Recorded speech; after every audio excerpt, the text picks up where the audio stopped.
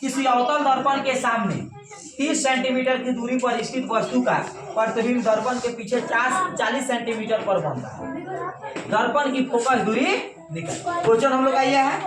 अब देखिए हम लोग लिखेंगे, जब सॉल्यूशन करेंगे तो लिखेंगे कि वस्तु की दूरी u बराबर 30 दिया है नहीं, लेकिन इसको माइनस में मान रहा है क्या है, तो चिन्ह परिपाटी। चिन्ह परिपाटी हमारा कहता है कि अवतल दर्पण में वस्तु की दूरी ऋणात्मक होता है नहीं।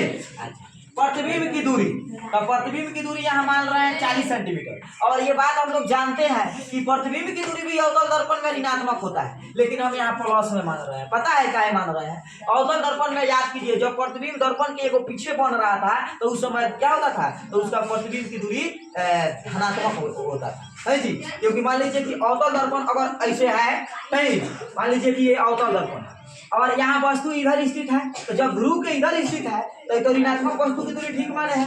और जब प्रतिबिंब का है दर्पण के पीछे तो ध्रुव के इधर चला गया, तो जब इस साइड अगर दूरी होगा तो ये तो धनात्मक होगा। तो इसलिए यहाँ कह रहा है प्रतिबिंब दर्पण के पीछे बन रहा है, इसलिए प्रतिबिंब की दूरी हम लोग क्या मान रहे हैं, धनात्मक।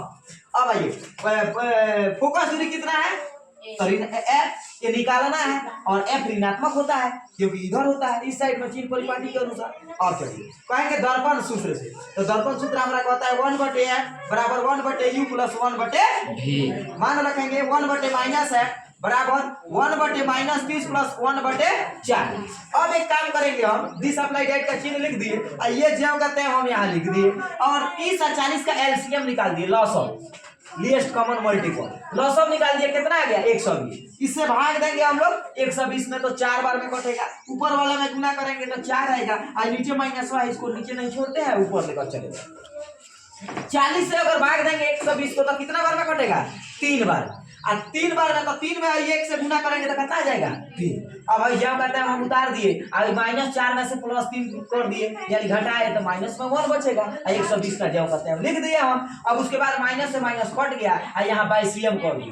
बाइसियम का मतलब हो गया कि तिरछा तिरछी गुना, यानी f में 1 से तो f और 1 में 120 से तो 120, यानी f का मान हमारा निकल गया।